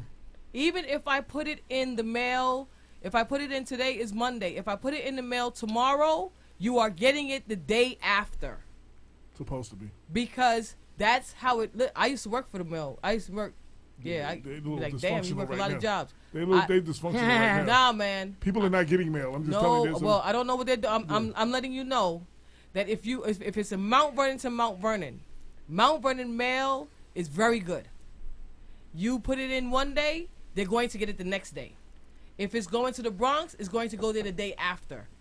All right, I ain't worried about that because at the end of the day, they had no intention. They were standing outside the whole Well, day. what If the they point wanted to that we're come and inspect making and have a is meeting, they could have told the me type to my of face cunningness instead and of the sending games a man or womanship that is being played because the letter. If we didn't get the letter, that meant that they were attempting to shut it down on Friday without us even knowing that that's what they were going to do. We just happened to diligently go to court anticipating that, we needed to stop the confusion as to what it is that their plans were, and we stopped the confusion by going to court on Friday. Exactly. And what city government does not send a certified letter? Holy Toledo. Like this is we're Is gonna this go part of the 65 letters that they sent all the letters out like exactly. This goes back to the dysfunctionality of the whole city government process. If you're going to send a letter to a business that you're about to shut them down, right? You should send the letter certified mail at least to prove that you even sent it. Well, what they wanted to do, and again, I guess at some point, the news is involved. What they wanted to do was show that they had something that was stamped, even though I think that stamp is wrong. Yeah, well, that stamp is very wrong. Say December again. Yeah, it's December. It's December 2019. December. The stamp says. So what they wanted to show that here we stamped this and we gave it to them. And that's what I believe. And my background is I'm not trying to just accuse. I'm trying to call it the way I see it. Exactly. And that's pretty much what I see. I mean, it's simple. It's a letter. You're right across the street. If anything, hand deliver it. Okay, if you can't hand deliver it, right, you're talking 2 blocks, then spend $15 for overnighting it so you have tracking. But you knew that you would stamp it, and if they never received the letter, you could say, I sent them the letter, they didn't respond, and then you shut them down. Mm-hmm. But you see how God works, because the letter, the stamp is December 33rd, 2019. Yes. That's how God. God. I mean, so this is how we're operating, and it's just a sad day for Mount Vernon. It really is a sad day for Mount Vernon. It absolutely is. So that's what I'm saying. So there's no such thing as December 3rd. There's a lot of dysfunction going on, and again, due process is not being followed. Now, I don't know if Lauren can speak to this. I don't know if anybody else can speak to this. So, in my research, one of the things that came up, the new building commissioner, his name is Dan Jones. Actually, a picture of him, a mugshot comes up of him. Messenger. Yeah, a mugshot came up of him recently that's been shared on social media. Can you make it? Can you bring it up? What you mean, make it like bigger? so people not squinting? Can you just? That's full screen. I mean, the screen is full. Oh, you can't like you used to bring it up to the. Just cut us out and bring so people can see. Oh, just for that alone. Yeah. Yeah. Okay. Yes. So this is the building commissioner. What were his charges? What did he do? Nobody knows. Something along the lines of being a peeping Tom or trespassing or something. Well, let me just say this. Yes, I don't know. I can tell. I can tell you. No, hold on, Lauren. Hold on. I'm not trying. I can read you the charge. I mean, we're not trying this gentleman for something. No, we're not. I mean, he could have been exonerated. No. radio. Only thing we're saying that he was booked. We're not saying that he was found guilty. We're not saying that he was found innocent. We're saying he was booked. But what I'm saying that this goes into the integrity of the character of the person that has lied.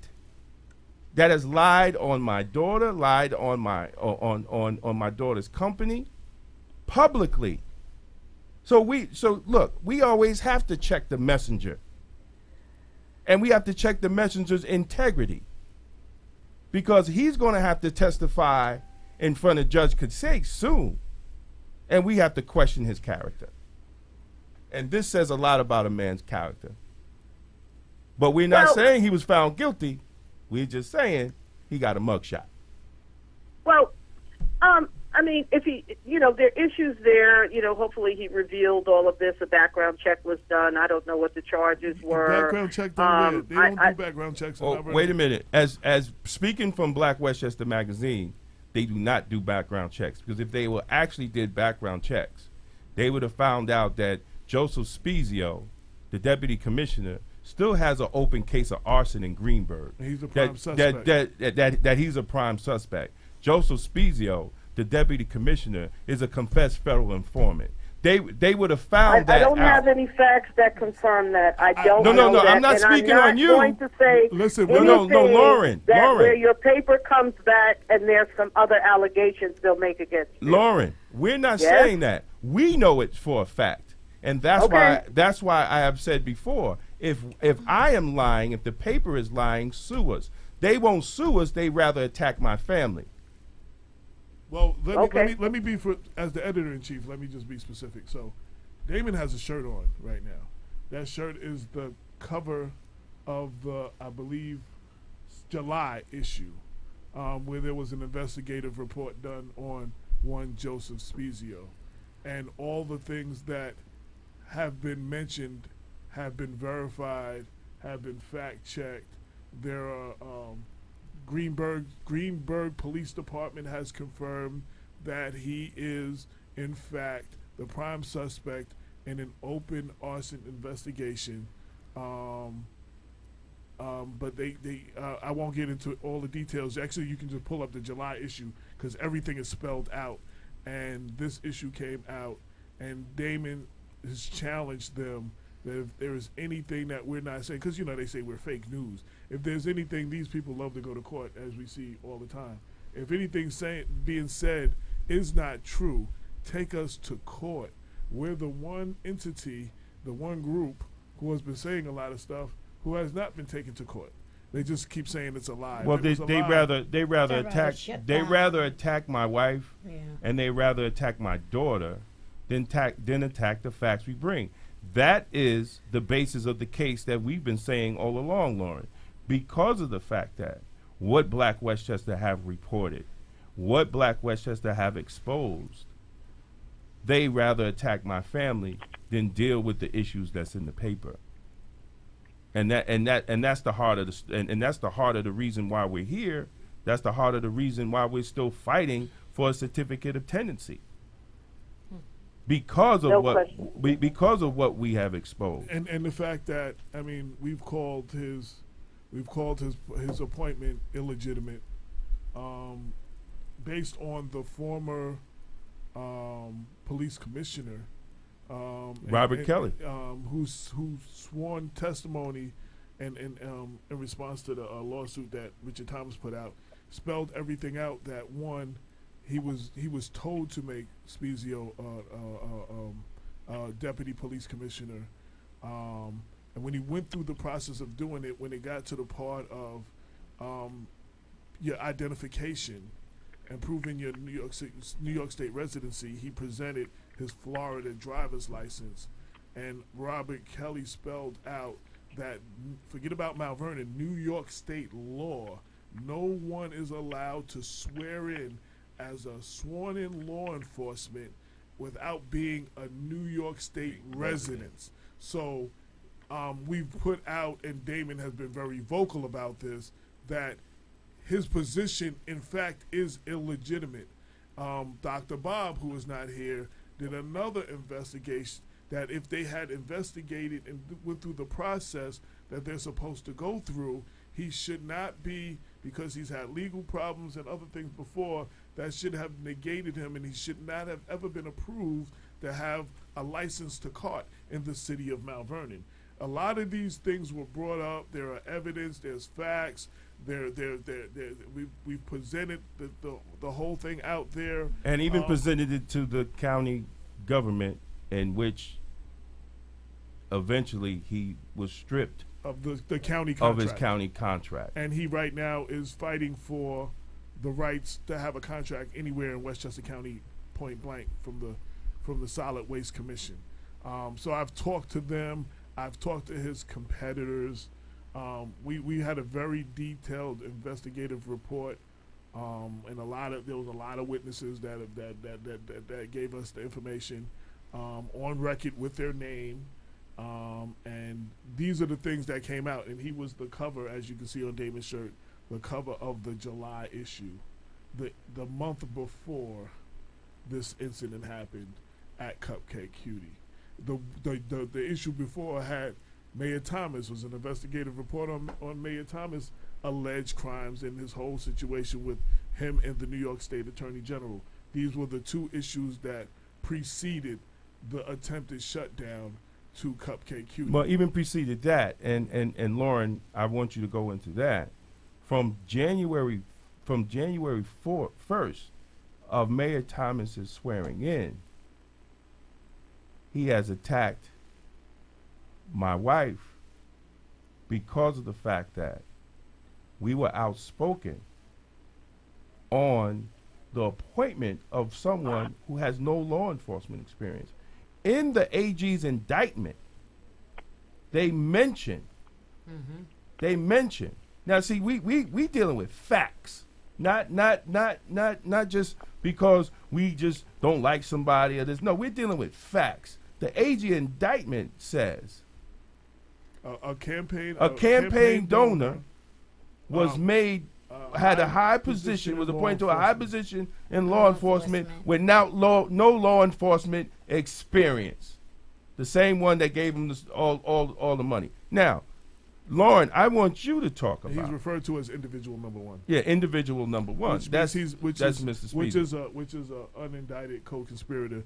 From watching all the stuff with Mueller on the national level, they don't mention the co-conspirators until they actually indict them. So they mention them as individual one and individual two. So he Lauren, is individual one. Lauren, for the last we got 25 minutes. I want you to talk about the recent filing of the lawsuit of Detective Jones against Mayor Thomas, Joseph Spezio, the city of Mount Vernon Police Department, and why?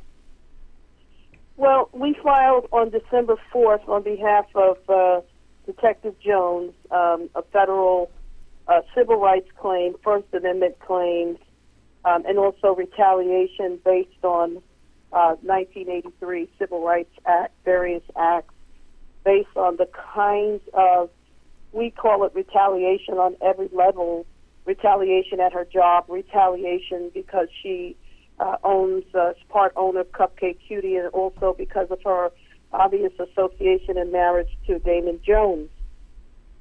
We believe that we were able and will be able to prove that for a period since the new administration took over, that Ms. Jones has been going through a level of harassment and continued harassment for exercising her First Amendment rights and her rights under civil rights law. So, we sued in the capacity, obviously, the mayor, Richard Thomas. We sued Joe Spezio as the overseer of the police department. And Dan Jones, who is the commissioner of the buildings department, we also sued him. And we sued them in their official and individual capacity because we're seeking punitive damages from the individuals that we name, in hopes that if we prevail, the judge will hit them in their pockets because the taxpayers are just paying through the nose based on this egregious conduct. I looked at a couple of cases before I took the phone and called in. There are things called, there are criminal charges out there called malfeasance. They're in other states. I'm not clear if they're being used in New York. But when you have elected officials that are using city employees and police departments for political reasons, that is actually criminal. So these are criminal charges that can be brought also against the cohorts that are working in concert in the city to utilize people like the Troy Grants who come over and to the store and don't know why they're there, but you send them there to harass. Or the two gentlemen last week, January 2nd, who just sat outside the store of Cupcake Cutie and just said, I don't know why I'm here, talk to the other guy. Utilizing taxpayer money for political purposes and retribution is actually a crime. Exactly. And we're hoping that the highest level of law enforcement in this state takes a look at what's going on. Now, I sued Mr. Spezio. He is the deputy police commissioner. And that seems to be his official title. He is over police department, and I say overseer for a reason. Why do you say that? Well, because we have, which is unique, we have a very wonderful, and not all of them are problematic, but we have an almost up-color police department. And we have a person who is pretty much calling the shots, who is technically is a non-police officer who is pretty much running the police department. He is not acting in an honorary capacity like the other gentleman was. He's acting in a capacity as a pseudo-commissioner. He tells the commissioner, from what we have in our lawsuit, he tells the commissioner what to do. He told another commissioner what to do, and I believe that commissioner resigned. He tried to tell another commissioner what to do. That commissioner either got fired or quit or something to that effect. So that's what we have. So we've had commissioners who've quit, who are true law enforcement officers who pretty much said, I can't work for this guy because he's not a police person.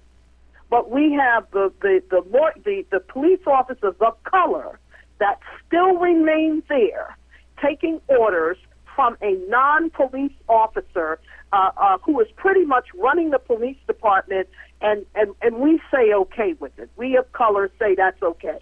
The integrity is that if you are in a situation where this gentleman is giving you orders with no police background, then it's time for you to move on to another place and show some level of integrity. Exactly. So that's what I think should happen, and that's why I say overseer. Absolutely.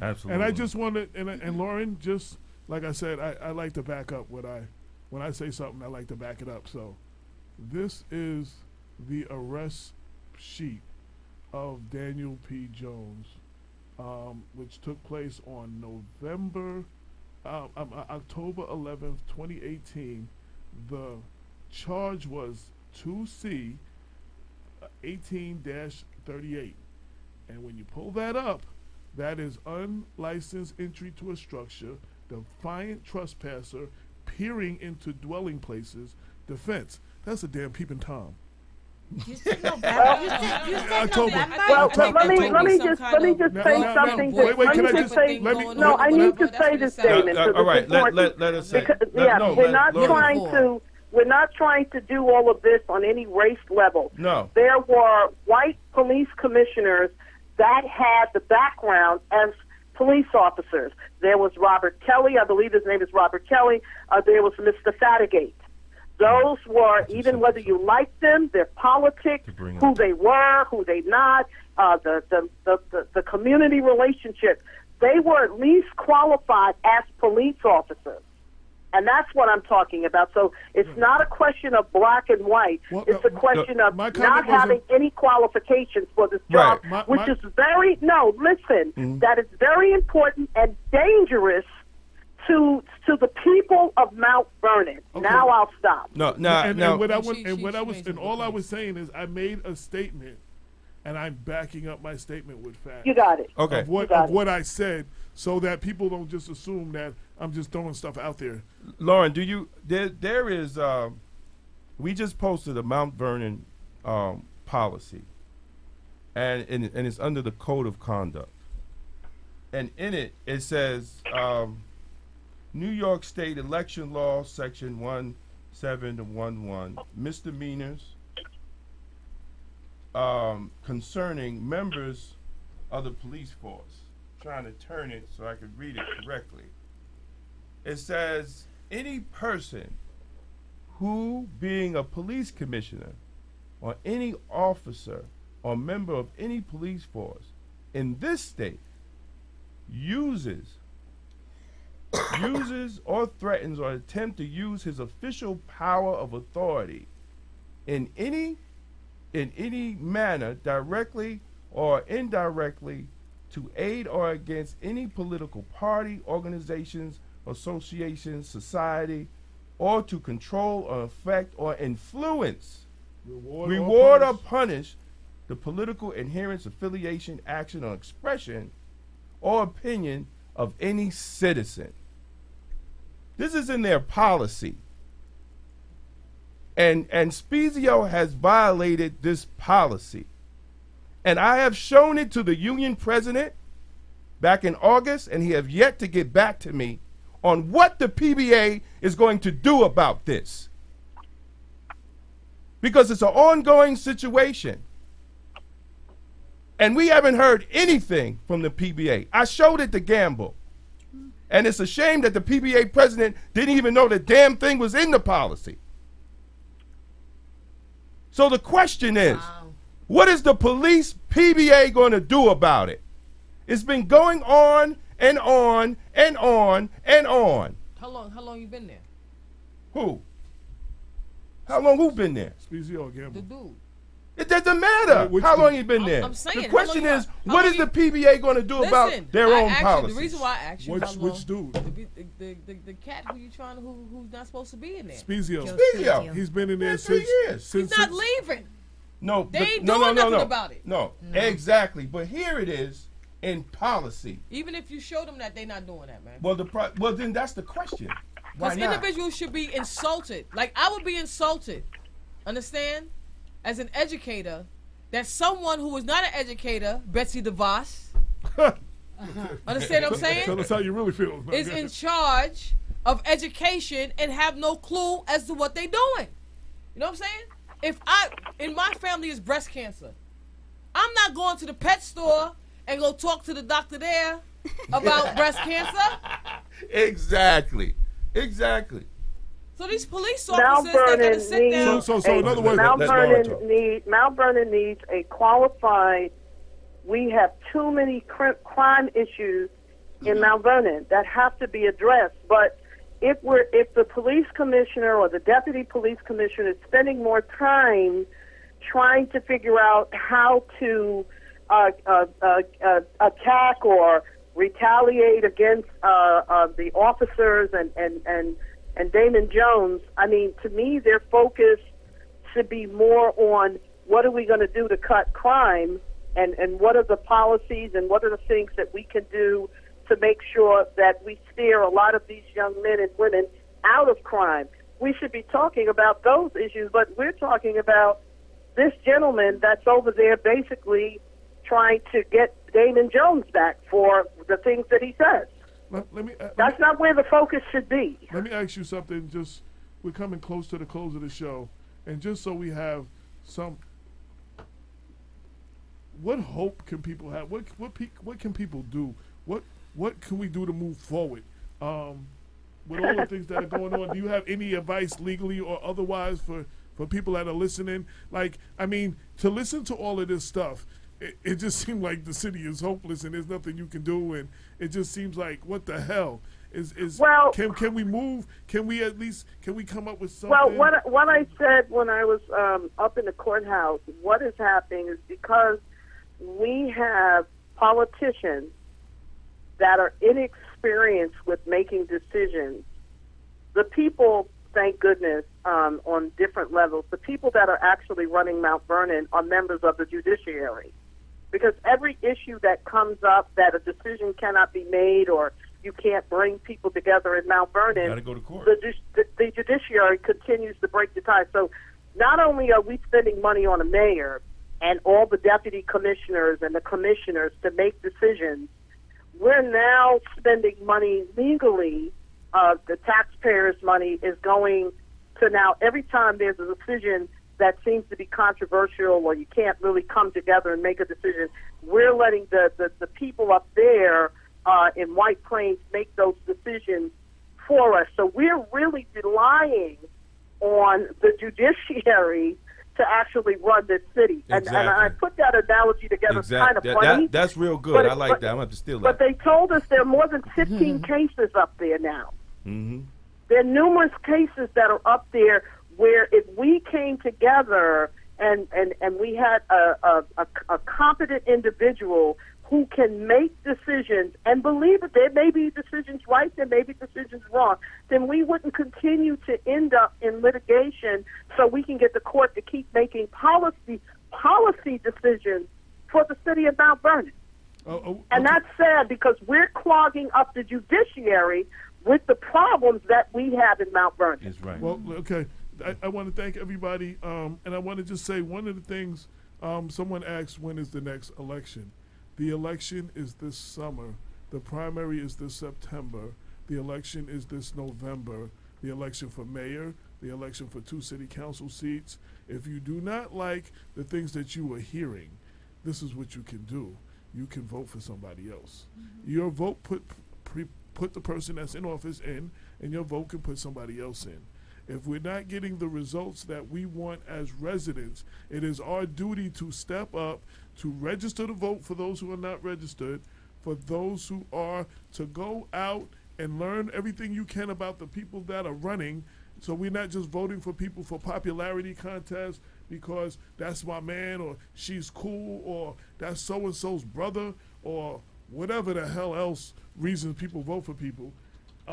If we sit there and vote for people that have our interests at heart, we would have better situations. There's a saying that you get the government that you deserve because you vote for that person. You vote for it. So that's, in closing, that is the silver lining that we have an election coming up. And you, the people, have the power to change it. The mayor assigns all commissioner positions. If you don't like the way your city is being governed, your police department is being run, vote for a mayor who is going to put people in there that have your best interests at heart. That means you got to go out and do your homework. You got to find out about these politicians. When they have debates and town forums, you got to go and ask them the questions that you care about, or your concerns will never be addressed because other people are doing that and their concerns are being addressed, but a lot of ours are not because we are not going out, especially as the black and brown community. We're not going out. We're not asking the questions. When some of us ain't not voting, some of us are just voting for whoever your man is voting for. Right. You know how many people tell me, yo, AJ, so who you voting for? Who should I vote for? No, I'm not Exactly. telling you who you should vote for. Exactly. I'm going to present you with who everybody is, It's and then you make up your own mind. You shouldn't vote for somebody because I'm voting for him. It's a true You know what I'm saying? conversation. Delta Sigma Theta did an election during the midterms. We were at Cupcake Cutie Boutique, and we greeted individuals who were coming in and talked to them about voting. And individuals were honest. And these are not individuals who don't have a job. These are not individuals who don't have a career, have a house, and are doing well. These are individuals who have. One man said to me the last time I voted was for Barack Obama. Another dude said to me, I don't vote unless it's a black person that's running. Another guy said to me, I didn't know that there was a midterm, which I do understand, right? And another individual said to me, well, who should I vote for? I said, well, where do you live? He said, Queens. I said, I like you know, like a magic out of a hat. He said, well, I moved from Queens and I live somewhere else. And I said, well, when's the last time you voted? He said, I couldn't tell you. And so what individuals don't understand that they like it like that. Well, like the people that are in power, right, they benefit. Right. And I've heard this specifically from the people at the head of Mount Vernon government. They benefit on the small group of people that do vote. That's all they cater for. And everybody else they pay no attention to because them people don't vote. And they benefit on keeping the community uninformed and misinformed. Yep. You understand what I'm saying? So it's your job Keeping to them try down. to get as informed as possible. We try to assist in that as much as possible by having individuals up here, and we grill them, and then you have a chance to see what, them answer some questions that nobody else is going to ask them. But that's what you can do this year. Vote. That's one of the biggest things. Damon, last words, 30 seconds or less. Oh, man, excuse me. Hey, I want to thank everybody that came on the show. I want to thank Maisha for I want to praise Maisha for standing up to injustice and showing young people throughout Mount Vernon that, you could take your own control and not be bullied. The big thing is just not be bullied. You can stand up, especially when right's on your side, man. When you got right, it doesn't matter. But God, nobody can do anything to you that God won't allow them to do you to. So don't even worry about that. And I've told Spezio that to his face.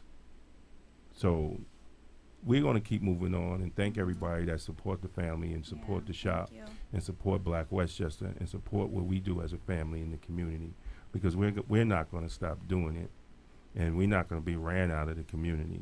We're going to stay in the community because Spezio and them will not be here long. You bet on that. So and you gotta people move and you forward. got people making permanent decisions of a temporary situation, like drawing battle lines that they ain't never gonna be able to come back for. No. And you got to live here and when the people and you know what's crazy? when the people that are no longer in office that you stood and you know behind, what's crazy? You got to look these same people in the face. Right. You know what's crazy? I could guarantee you in 2020, the same people that's rah Richie is going to be rah the next mayor. Right. They're going to be rah the next mayor. I watched people from Clinton to all them jump around just to get a job, man. I want to give Maisha at least a last saying, to the people that support her, anything that you want to. I mean, I just want to say thank you to all of my my family, friends, my supporters, customers, Social media, co-workers. where people can find you on social media. Social media is Cupcake Cutie Boutique on Instagram and Facebook. Where are you located in again? Mount Vernon on 8 South 6th Avenue. So you stop by. And it's On Cupcake Tuesday, Cutie, we Madeline. have $2 Tuesdays. All the cupcakes are $2. Oh, snap. Follow us on Instagram. You can see the flavors It's over. daily. And I just want to say thank you to all of my supporters who've, been giving me strength to stand up for what is right. Me You're and my doing a mom great job. You're doing a great appreciate it. job. And thank you to my attorney, Lauren.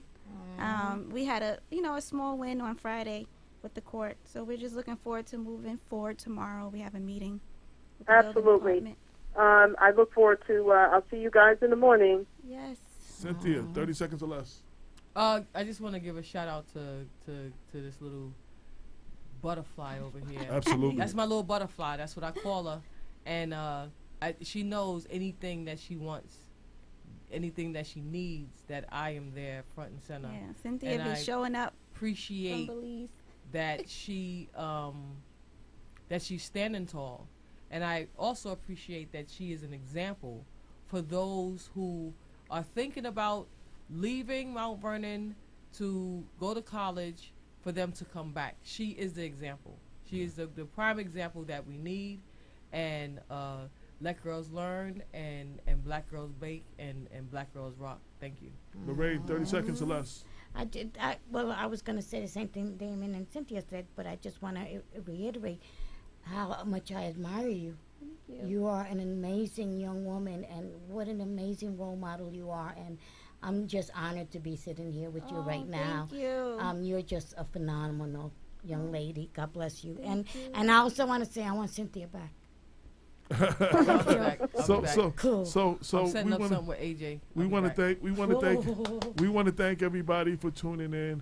We Thank definitely you. want to give one more round of applause to Maisha. I like that round of applause this week. I wish I had it at home. Okay, I got 20 seconds. So I want to thank everybody for tuning in. This is the People Before Politics radio show. We're on every Sunday, 6 to 8 on INTHEMIXXRADIO.com, giving you real talk for the community since 2014. This is episode 197. The 200th episode is coming up. Wow. January 27th. Sponsors, if you're interested in sponsoring, hit us at blackwestchester@gmail.com. We got some big surprise guests coming. Cynthia, all the previous co-hosts will be here. It's going to be on and popping. Until and don't forget to check us tomorrow on WVOX on the Black Westchester Power Hour from 11 a.m. to 12 noon. Until next week, peace. 22 million black victims of Americanism are waking up, and they're gaining a new political consciousness, becoming politically mature. And as they develop this political maturity, they're able to see the recent trends in these political elections. Any minority that has a block of votes that stick together is in a strategic position. Either way you go, that's who gets it. You're in a position to determine who go to the White House and who stay in the doghouse. You're the one who has that power. You and I have never seen democracy. All we've seen is hypocrisy.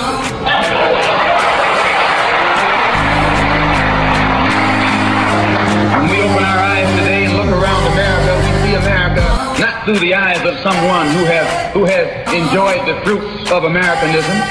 We see America through the eyes of someone who has been the victim of Americanism. We don't see any American dream. We've experienced only the American nightmare. We haven't benefited from America's democracy. We've only suffered from America's hypocrisy. And the generation that's coming up now can see it and are not afraid to say it. And are not afraid to say it. And are not afraid to say it. And are not afraid to say it. And are not afraid to say it. And are not afraid to say it. And are not afraid to say it. And are not afraid to say it. And are not afraid to say it. And are not afraid to say it.